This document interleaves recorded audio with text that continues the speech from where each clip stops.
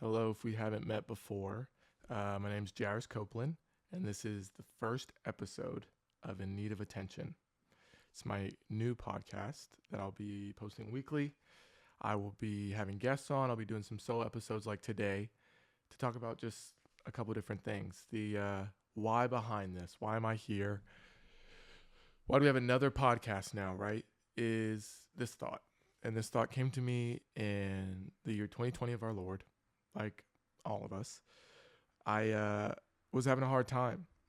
And I was having a hard time because relationally I was struggling. Um, Professionally I was struggling. And just internally I felt like there was more for me. Like I felt like I could do something great in my life. I wanted to be like known for something. I wanted to like have opportunities that I didn't feel like I had at the time.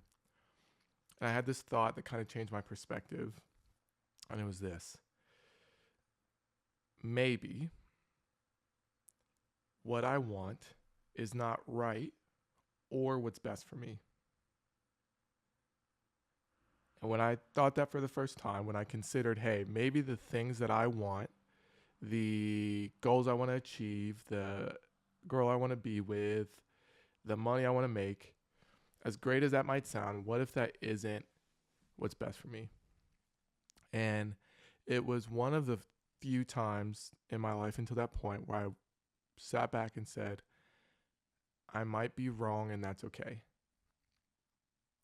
And since then, the way I phrased it is this: I want to keep my intentions, how I act, why I speak, the reason behind why I do anything, my intentions, intention.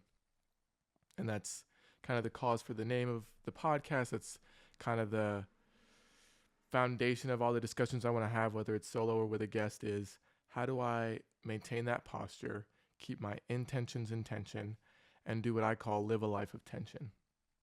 Now, you might be thinking, why would I seek out tension when life is already hard? And my answer to that would be, I'm not trying to. Despite my best efforts to avoid tension, to find myself uh, cruising through life, it hasn't happened yet. And what I've come to find, and what I think you found too, is that as we go through life, pressure is constant, but the pain of that pressure is momentary. And so as we go through moments of pressure, as conflict comes, as tensions arise, I think there's a better way to deal with it than maybe what we've been taught or what we haven't been taught. And so this thought in 2020 for me of, maybe I'm wrong, maybe I'm not completely right in my thinking, began something in me that I would consider a paradigm shift. It completely changed my view of reality, and it challenged me to become stubborn in a very different way. I felt like before I was a person who was very emotionally intelligent, very emotionally aware, and instead of using those abilities and superpowers for the purpose of bettering relationships, growing and maturing, at that time in my life, I was probably using it more to advance myself and to perform as a way to maneuver my way to where I wanted to be. And a lot of that was learned in my upbringing, my childhood, right? It's that I use the word indoctrinated. That's such a strong word, but I was bred to be a performer. I'm naturally an introvert. I'm naturally very sensitive, and I don't present maybe in the way that a stereotypical performer would, in the way that I'm not super outgoing in terms of extrovertedness and personality and wanting to hang out and do all this stuff. I'm not very motivated by money or accolade and achievement for the sake of just being able to say I have this many degrees and I have this many awards and I have this many medals, and that really wasn't a thing for me. Achievement to me was being distinctly different and having that be known. And so whether it was sports, whether it was within my family, I wanted to be distinctly different, unique, and known. And I wanted that to be recognized as opposed to just that I checked all the stuff off the list. And so as I've gone through life, I've seen there's a lot of perspective to gain in that way. I've seen there's a lot of different ways I can interact with tension. And before, I would say kind of this moment in 2020, the way I interacted with tension is I didn't. I just internalized all of it. Um, and I was just a jar with the lid sealed completely tight. And I was a controlled vulnerable, meaning that I really had three emotional reactions despite my depth of knowledge and understanding of emotions. And if whatever you said to me, did to me, whatever the situation was, didn't naturally land on one of those three, well, I just keep spinning the wheel and trying to land on that for the purpose of being able to stay in control, for the purpose of being able to, again, maneuver and manufacture the result I wanted. And ultimately, it led me to a place where I was seeking validation and approval from people that ultimately couldn't give me what I was looking for. And it began to develop this complex in my head of I'm never enough and everyone's going to leave. And I've seen that in romantic relationships. I've seen that in professional relationships. I've seen that in my family. And anytime those sorts of signs or things pop up or whatever, I'm going, okay, here we go again. Another situation for me where I'm going to be left. I wasn't enough. I couldn't measure up. And this deep, deep fear of being unwanted really only came because I was seeking approval from other people. And a big, big part of my life journey and story is the faith I have, the belief in Jesus that I have. And a lot of my life, ultimately, and skills and talents I've devoted to talking about Jesus, telling that story creatively. And so out of that place of looking for approval and all these things, I found faith, and it made me do a complete 180 or 360 or whatever the proper math term is in that scenario. And it only still is starting to set in, and I'm truly accepting it. But the whole purpose of the faith that I have is that I was born and exist already approved of. And any approval I try to find or seek outside of that will never fulfill me. It will never be enough to make me feel like I'm good enough, that I'm doing what I need to be doing, that I'm reaching all the stuff that I want to reach for. None of it. And if I continue to seek approval and validation from other people, what I'm really looking to do is assimilate and conform. And for a guy like me, for my personality, for the artist that I even am, assimilation and conformity feels like death. It feels like the absolute antithesis of who I want to be. I don't want to work the same type of job. I don't want to spend my time the same way. I want to develop a career. I want to develop a family, and I want to build a life that is something that lends itself to who I am and what I want to be. And that's hard to do.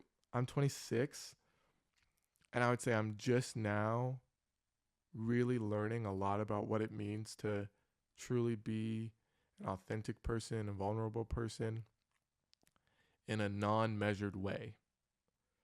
And I say all of this to say, as I have guests on, as I have conversations, as I try to lean into some topics and certain specific types of conversations, I say all that to say that if anyone's going to raise their hand and say, hey, I'm flawed, I've made mistakes, and there's a ton of stuff I wish no one would ever find out, but now I'm going to say them all into a microphone, it's me. And so no matter who you are, no matter what you're dealing with, no matter what you've done, I'm here. And if I haven't done it, I've done something probably close, with the exception of murder and, heinous crimes. But I'm here. And this is meant to be a safe environment. This is meant to be a place where people can come, talk, listen, learn, and ultimately choose something better for themselves. Part of this journey for me has just been discovering that in my life, I don't need to settle for what I have, and I don't need to settle for what I've been given. In the sense that as I've been born, as my parents have passed down genetics, ideologies, I don't know if I said that right, mindsets, trauma, all the stuff, all the buzzwords you can think of, as they've passed all that stuff down to me, I have a choice of accepting that as who I am, what I am, and this is just me, and choosing to have more for myself and choosing to have more on the end of my life. And it's not to say my parents didn't do their best or they didn't give me everything that they could so that I could succeed. It just means that there's more for me to access. And if I believe that, I might actually see it come to fruition. And alongside of that, because I believe there's more, I believe I can be better. And so me sitting here is also a seat of accountability. And when I talk about some of the stories I've lived through or the things that I've done that are hard to hear or hard to say, these are things that I'm actively accountable to, for, and moving forward, recognize not in the shame and error of my mistakes, but in the way of how this has shaped me, formed me, and forged me into being a better man today. And so if you're listening to this, I want you to know that this is a safe space. I want you to know that there's more for you. And I want you to know that better is available to you. And the only caveat is that more and better is available to you for the low price. I'm just kidding. It's available to you if you're willing to be very stubborn and believe that there's perspective for you to gain. If you're humble enough to believe that the way you view reality currently might not be correct, full, or right. And there's no person I will talk to or meet that I'm going to go, they are wrong, period. There will absolutely be people I disagree with. There will absolutely be things I say that you disagree with. And I'm not here to tell you you're wrong. I probably will agree with you that you're right to my own fault. What I'm mainly here to do is to challenge you and depress you a little bit and say, maybe there's more here. Maybe there's a better way to do this. Maybe there's a better way of thinking about this. And as we go through that journey and we work together, we might actually become a little bit better ourselves. And so this whole concept of sitting in tension and keeping my intentions in tension, right? Living this life of tension, the way I've always thought about it is through my own life and looking back and going, okay, how can the hindsight, the things I've been through, the things that have shaped me, inform my foresight and where I'm going and what I'm doing? And I look back on my life, just what are the facts? What's the data say? Where is tension? And it's everywhere. All the way down to I am sitting in the middle of the tension of being the only boy in my family, the only brother, right? It's a tension. I'm the middle child in the middle of the tension, right? It's hard to be a middle child in a home that claims to be a democracy because it's not, I'm the middle child, the only boy. There's no form of democracy. My parents split up when I was 8, 9, sometime around there. And so most of my childhood going into teenage years and stuff, I lived with my 2 sisters and my mom. And so we'd put everything to a vote. Hey, who votes to watch this? Overruled. Who votes to go eat this? Overruled. Who votes to go to Target or not? Overruled. Brutal existence, brutal time. And I can find soft seating in any department store, mall. You give me an entrance, a location, and a time, I'll find soft seating. Promise. That's a challenge that goes to anybody. I said in the middle of the tension of being a middle child, the only boy. My birthday, July 1st, the literal middle of the year, middle of time. And I always thought, man, it's great to have a summer birthday, but it sucks because I'm the youngest person in my grade and nobody's here to celebrate with me. And the tension of my birthday being in the middle of the year, it sounds dumb, but connected to my family, I even just hated my birthday because I was like, oh, here's a reminder that my family is scattered and no one's here to actually celebrate with me. So who do I really have to wish me happy birthday, to celebrate me in these ways? I had family buy me cakes, gifts, and stuff like that. But as a child, as a teenager, that's not what I wanted.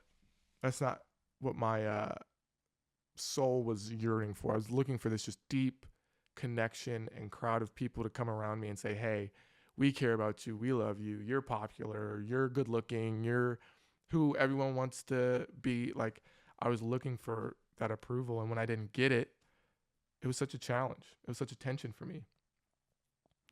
And then I would say maybe the third biggest challenge, or up there, is due to my family. So I'm mixed race. So in simple terms, layman's terms, my mom's white, my dad's black. And we have a million things mixed in there. And my mom met my dad in college, and they had been dating, I think, around like 6-ish months. Weren't even like super serious yet. And she's from rural Kentucky, like no teeth, house every 2 miles. Make sure you have your conceal and carry Kentucky. It's kind of scary. And so all this farmland, it's the 90s at this point, and Kentucky is a couple years behind. No offense to Kentucky if you're listening. You're right across the river from me. I'm in Cincinnati. I love you. At an arm's length. She lived deep in Kentucky, though. And her family found out that she was dating someone who was black, and they disowned her. They said, you're no longer a part of our family. Don't come here. We don't want to talk to you. We don't want to see you. You are not a part of our family anymore. And at 19, 20 years old, my mom had to make a decision of A, where do I go? B, what do I do? And C, how do I move forward? And so my dad, 6 months into this relationship, goes, I can't just go back to school and leave you here and you have nothing and all this stuff. So he dropped out of college too, alongside my mom, and they started living together, figuring all this stuff out. They ended up getting married. My dad's family wasn't the most thrilled either, but because we were in Cincinnati, where he was from, they were around, and so they started to come around and be more comfortable and start to accept my mom a little bit more and more. And then my oldest sister was born, Micaiah, and my mom's family started to come back around once there was a child, and they like kind of got introduced, and then I came around, my little sister Keziah came, and the three of us would go see them maybe once or twice a year. We'd spend Easter with them, go kind of do a weekend here or there. And then my mother's mother decided to remarry, and my mom's father had passed away even before I was born, and so her mom was looking to remarry. Met this guy, and his only stipulation to getting married to her was that she disown us because he had a business partner that was black and had screwed him over, and so he also then decided to be racist because you couldn't trust black people. And so for the second time in her life, my mom was disowned by her family, and to this day I have no connection, relationship, or even desire to connect with one entire side of my family. And so you'll notice I even don't call my mother's mother my grandmother, because she's not. She chose to forfeit that. And the siblings and family that surround my mother sowed a lot of seeds that aren't the reason for, but definitely contributed to my parents ultimately getting divorced. And so a huge tension for me is not just my identity and my race and how that intersects with all these things, but also too, there's a whole side of me that I know nothing about the history of. But that's a tension on a daily basis I have to face. And so I was presented with this thought. I'm thinking about it. I'm looking back at my life and I'm going, okay, I consistently am being pulled. And I'm being pulled in a direction with one hand towards what I would want, how I naturally would react, and how I think things should go based off of the tensions in my life. And I ultimately came to the kind of conclusion, or the way I was thinking about it, as I'm being pulled in this direction, something has to counter this. Something has to take my other hand and pull me to the other side. And for me, that became my faith. And that became me believing in Jesus. And what I would say to anyone who is in their life, they believe there's more for them, they want to be a better person, they might not have the tools or know-how just yet to figure that out, and they're feeling pulled by all these tensions and things in their life surrounding them, family, work, all this stuff. I would say, I think it should be Jesus, but even if it's not, you need some anchor, some counter to all the things pulling on you. I kind of think of it like this, like in Spider-Man, in the 2017 one with Tom Holland, it's a boat. I think in other stuff it's a bus. I could totally be wrong, but just follow me.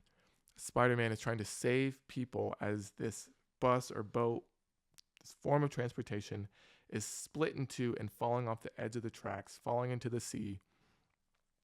And he shoots a web to the left and to the right, and he grabs a hold of both, and he literally is being torn. And if he does not hold both ends with equal force, death will occur and death will happen.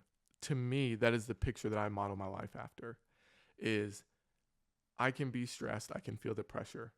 In moments there will be pain, but holding the tension between what I would have, what I desire, what I would want, and this anchor for me of what I believe is the better way to live, what actually holds me in check, and holding that tension is the only way that I can walk this tightrope of life.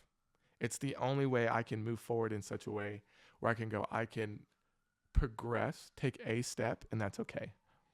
I don't need to achieve and accomplish at this record pace and rate, because for me, as I hold this tension and I'm walking back and I'm reassessing and I'm reconsidering and I'm letting things kind of marinate and work their way out and sit in the tension as opposed to reacting to it, I am being shaped, formed, and becoming stronger, so strong that I'm not nearly as moved by the actions of other people. And I think ultimately, I'm always trying to get better at this, but get to a place where other people who I have not given authority in my life, their actions and words do not move me. Because ultimately, that's what people want to do. They want to move you. They want the things they say, the actions they take to infiltrate your mind, dictate your thoughts, determine your actions. They want control. And whether that's on a relational basis, whether that's on a performance professional basis, they want control of how you're going to react and move. And there's a degree to which some people have authority because of an org chart, or they have authority because they're a parent at one time, or you've lived under them or with them or whatever it may be. But you have to decide who is the core group of people that can move me, because it can't be everybody. And when you make that decision, you land on those people, you land on those relationships, you'll be amazed at how unmoved you are by people. You'll be amazed at how comparison kind of just goes away. And you'll be amazed at how, as people try to push and they realize that their push doesn't hold any power, it doesn't hold any weight, how they'll realize, oh, the only way I can get a reaction or I can get the attention of this person is to pull on them. And that's where the tension comes in. It's this pull in all these areas that are trying to take your attention, take your thoughts, take your mind, and they want control of them. And so living a life of tension, I think, is making the choice to say, none of these things can dominate my mind or determine my actions for me.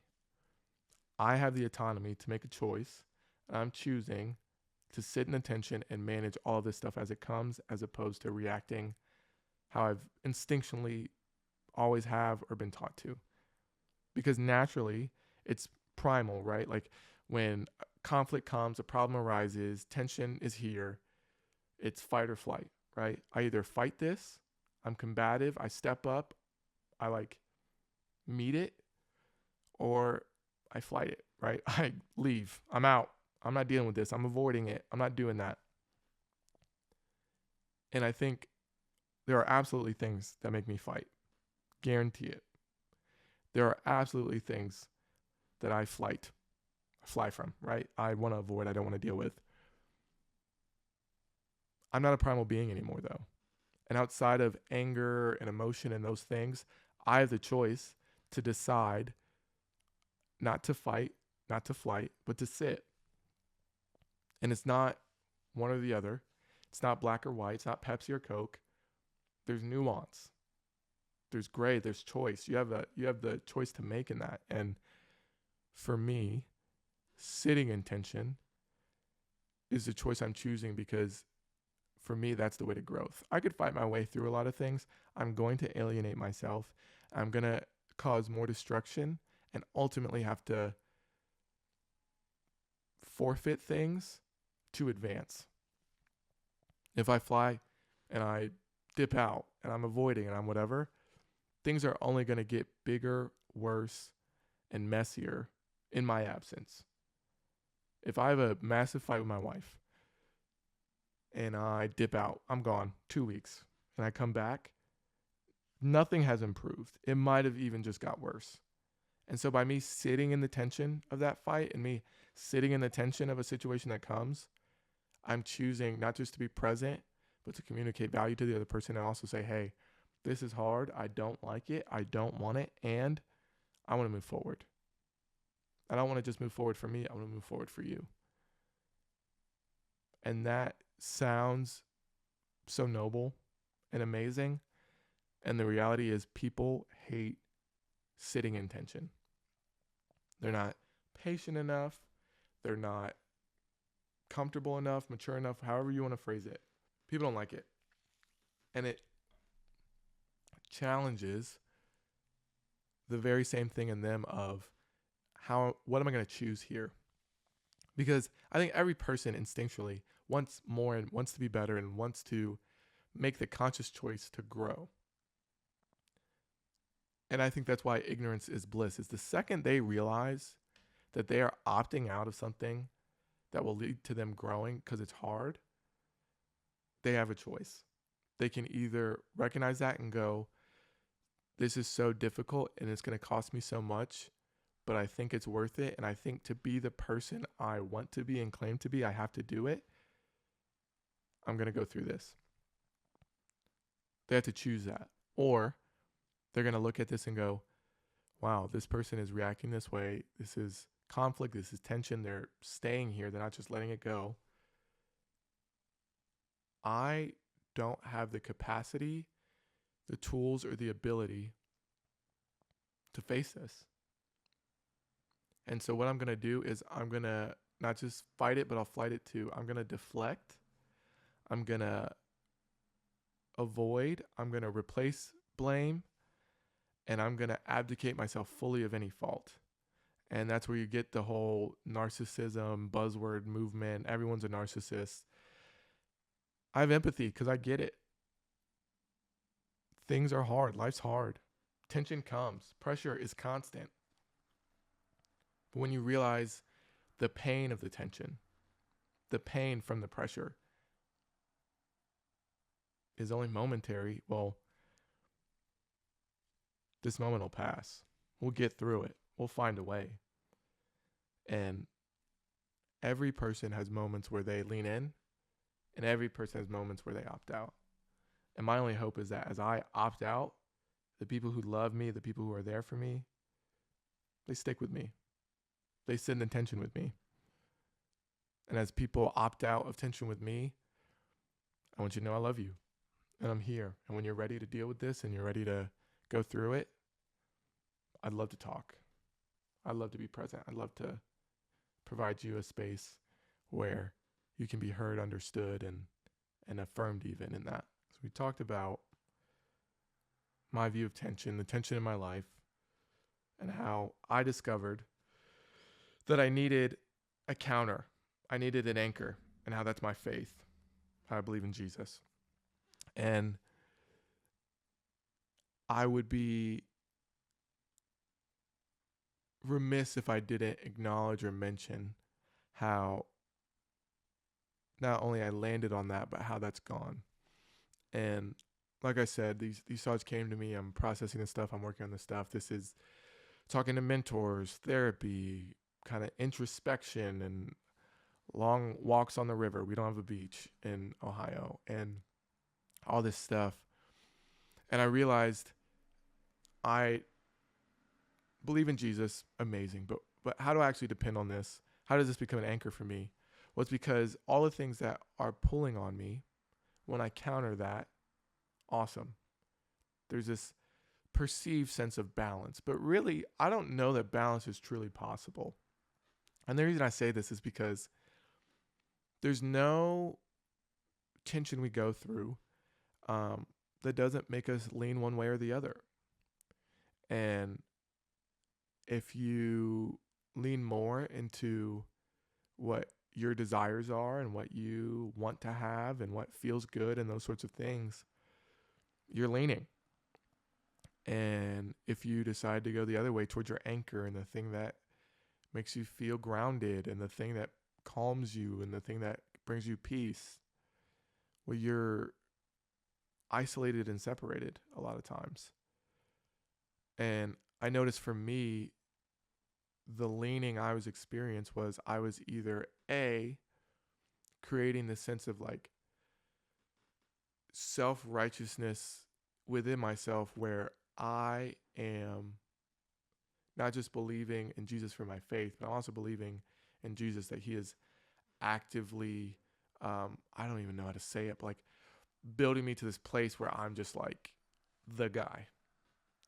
And the plans he has for me and all these things, these are not only going to come to fruition, but like this is the way. And as I leaned that way, what I found was the clearest of pictures that I found that I leaned towards, that I was anchored to, didn't come to fruition because I held so tightly to them that they slipped out of my hands. And that truly believing in something, truly having peace, truly feeling freedom, whether it's religious freedom, moral freedom, whatever, however you define that, it isn't in this to a T, point blank period, fact and data based picture. There has to be an element of fluidity to it. And I heard it said this way: if you have a vision for something, right? Like I have a vision for this to happen. I see this in my future. I want this in my family, whatever it is. It has to be a mirage, not a masterpiece. It can't be the Mona Lisa in that to every stroke and detail it's perfect. Because you are not good enough of an artist to see that through. And even if you are a good painter, I guarantee your life does not look like that. And if you present it as a mirage, it's much more open-handed.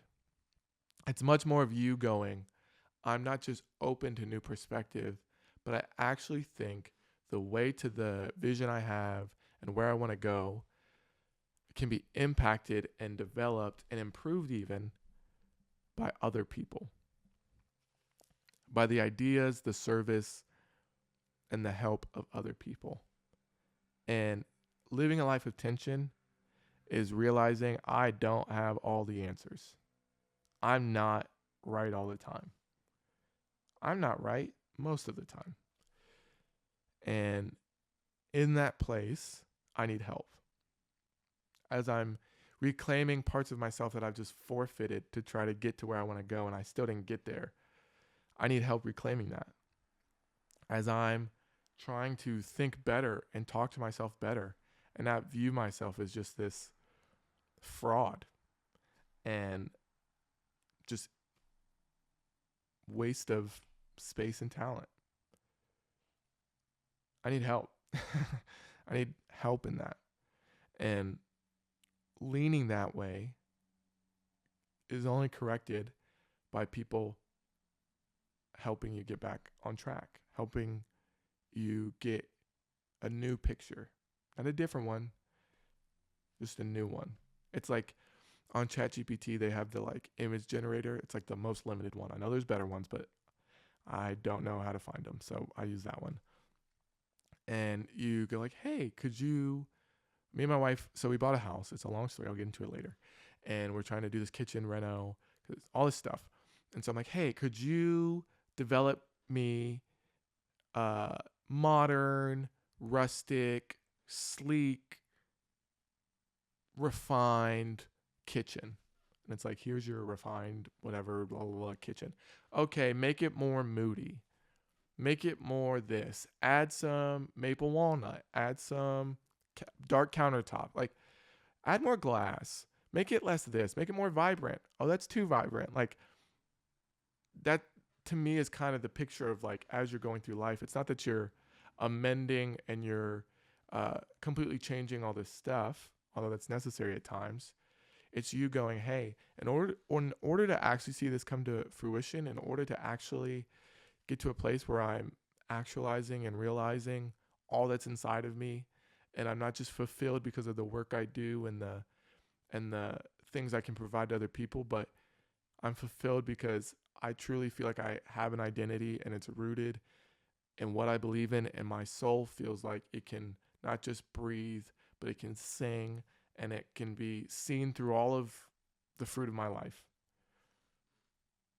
That only happens when you have such a rich tapestry and a kitchen full of cooks that aren't going, I'm in charge, this is the right way, this is the thing to do. They're going, hey, I think that might not be the thing for you to do. Or, that sounds amazing, dude, how can I help? Hey, anything you need, I'm here to help you. That's what help looks like from that side. And on the other side, leaning towards your desires, pleasures, and whatever, it's this kind of like selfishness that you're aware of, but you choose to ignore because in the moment, you just need something. You just need something. And for any person who finds themselves in that place, I would tell you that the track and pace you're on will only end in you learning the hard way. So please learn from the people around you. I know in my life, I've had several instances where I just was selfish. There's no better way to say it. And I was only selfish because I didn't feel adequate. I didn't feel confident. And I wasn't finding the approval from other people that I was looking for. So as a result, I was just trying to numb the pain of feeling like a disappointment. And in instances where people confirmed that I was a disappointment, it gave me more reason to keep digging. And it wasn't until I had a moment where I literally had my family surrounding me and I'm in and out of consciousness from alcohol poisoning and I'm so high it's like not even funny, and the ambulance the whole nine, right? And they're terrified, like, is he even gonna live? And I have to wake up and then look my mom in the face and my sisters in the face and say like, oh, I'm sorry you had to find a way to get me to a hospital and make sure that I was still breathing and all this. Like, that I had to realize, hey, my selfishness is no longer just me serving myself. It's me harming the people around me. And if I lean too far that way or too far the other way, death will occur even if it's not my own. It's a death to relationship. It's a death to your dreams, to your visions. It's a death to your future. And I think holding the tension doesn't mean you don't have fun. It doesn't mean that you don't stand for something, but it means that you are willing to move forward, inch forward, and even come to a stop at some points and sit when you're challenged on either side. And more times than not, that makes people incredibly uncomfortable. I remember I was in an adverse situation. I will absolutely talk about it at some point, but not yet. And it was at work. I used to work at a church, and I had this boss that we were just two planes passing in the night. We'd communicate just on a different frequency. We have very different views of reality, and we have very different approaches to life, despite our shared faith and I would even say values in some ways.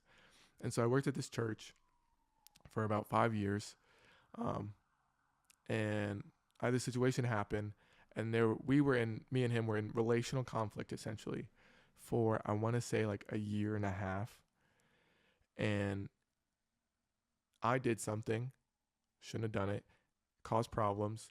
On the end of that, he struggled with knowing how to empathize with me.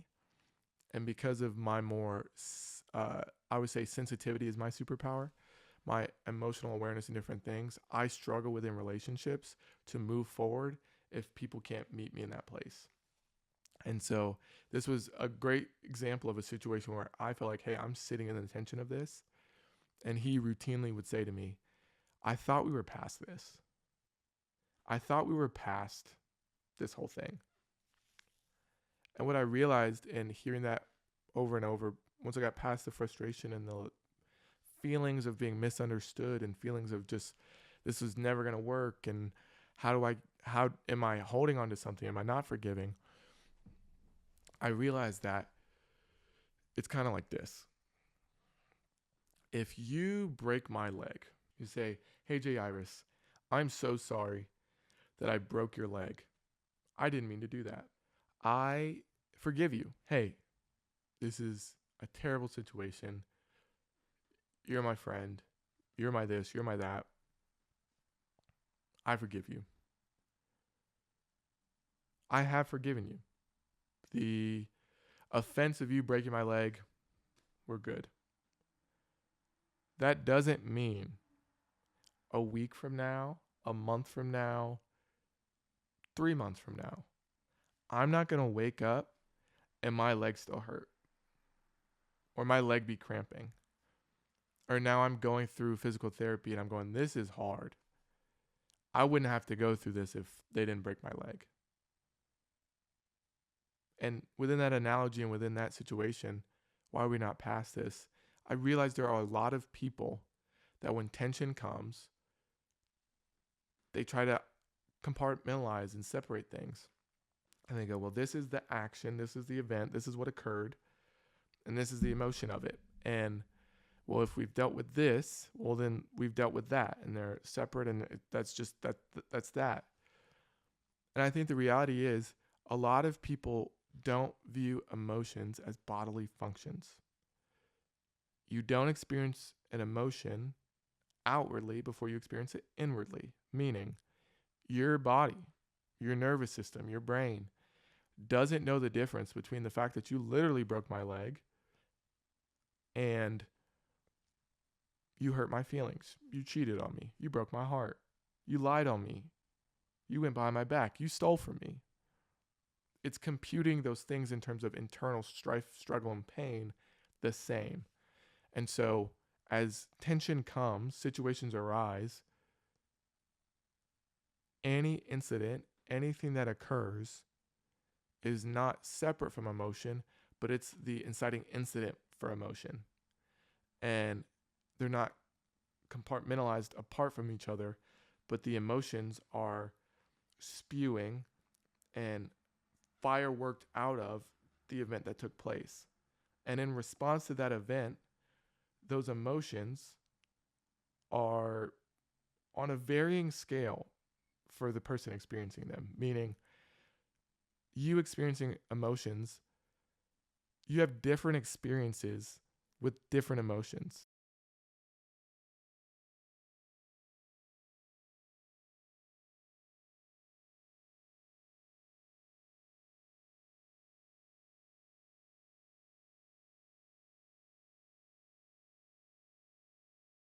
It's to mean that you have varying experiences with different emotions. So you, the person experiencing that emotion, have a varying experience with that.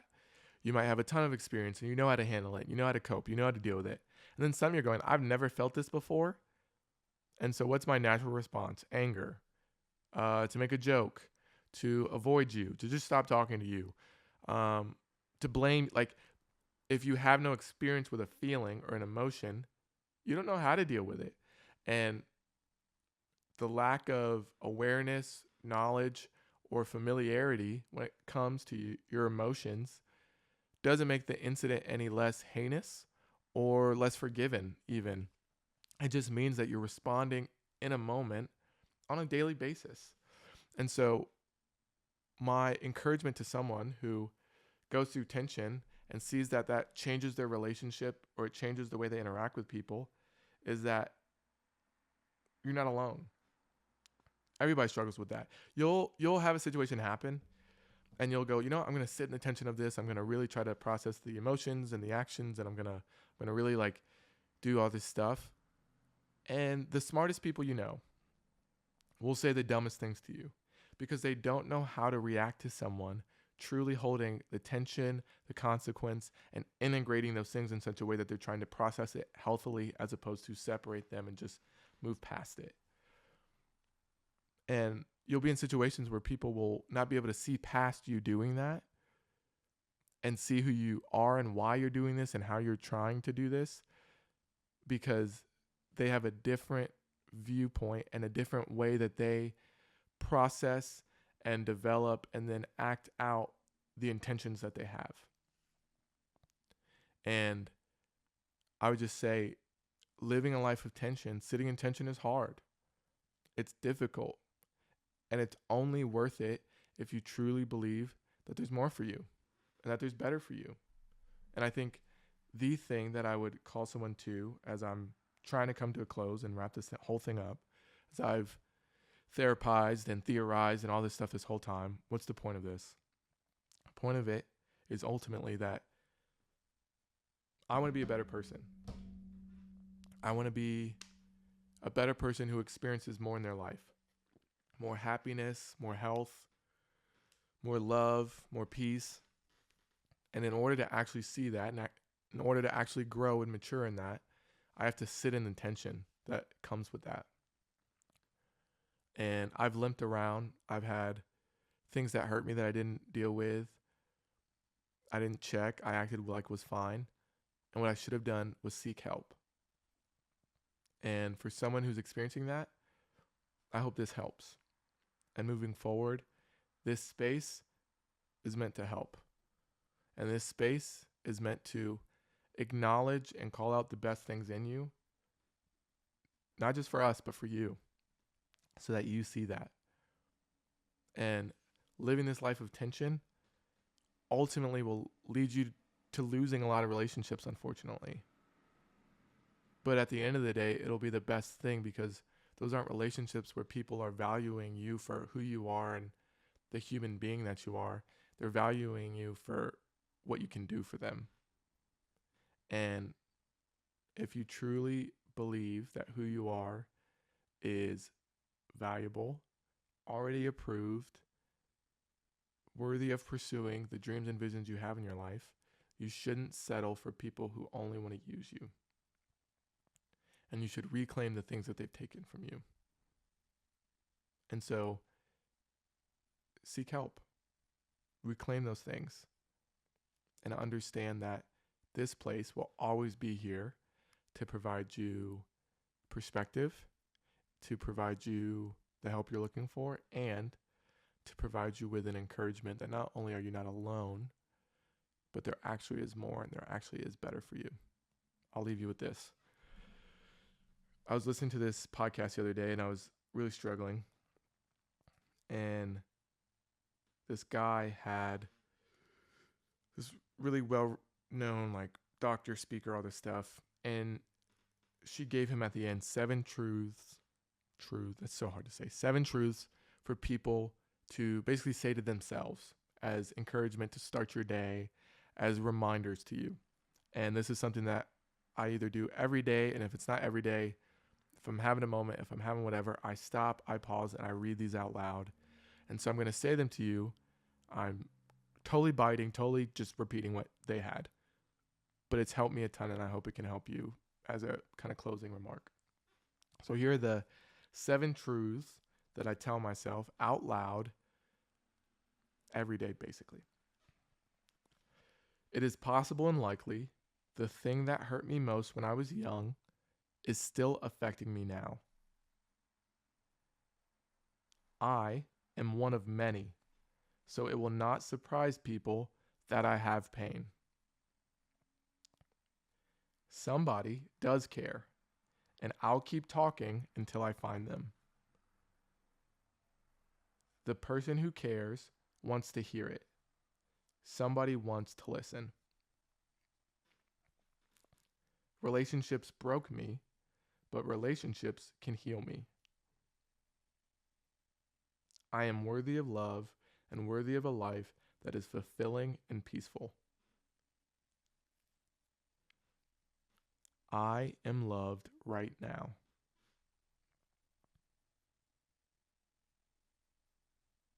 For whoever that's for, I hope it actually helps you. I hope when you say those things to yourself, they actually take root and you start to believe them. Thanks so much for listening, guys. I'll see you next time on In Need of Attention.